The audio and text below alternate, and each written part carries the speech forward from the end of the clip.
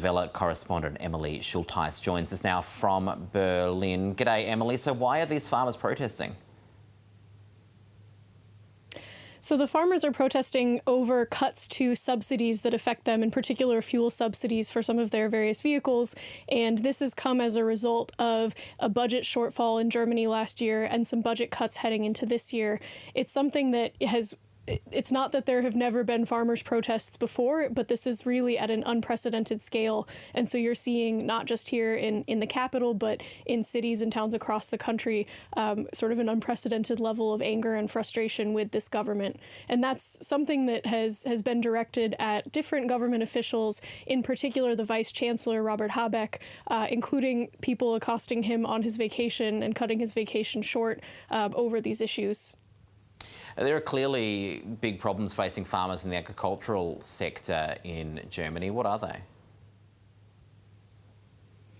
Sure. So this is a culmination of a lot of bigger factors that are affecting the industry. You have about 250,000 farms in Germany, many of them smaller and medium-sized farms, and these are the ones that are really facing a financial crunch. So there's a pressure to keep prices lower for consumers, but that often means that farmers are being squeezed on their end to try and make ends meet. And so that's why you saw this issue of these subsidies really sort of galvanizing this frustration and this support for the protests across the country. Yeah, that one's a familiar story around the world, Emily. When you see these sorts of protest movements, sometimes you see other political forces trying to make hay with them as well. Is that happening here? How are others trying to co-opt the protests?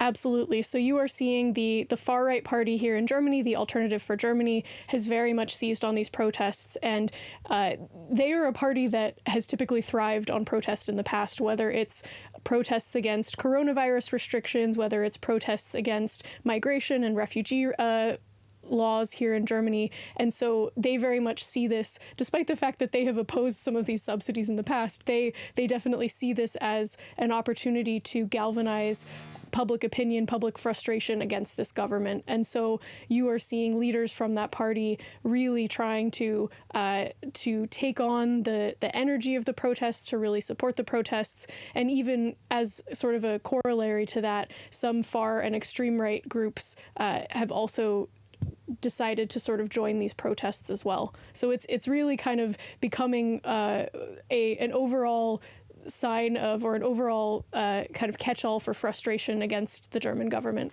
We'll see how things go as the week continues. Deutsche Welle correspondent Emily Schultheis, thank you. South Korea has passed a law banning the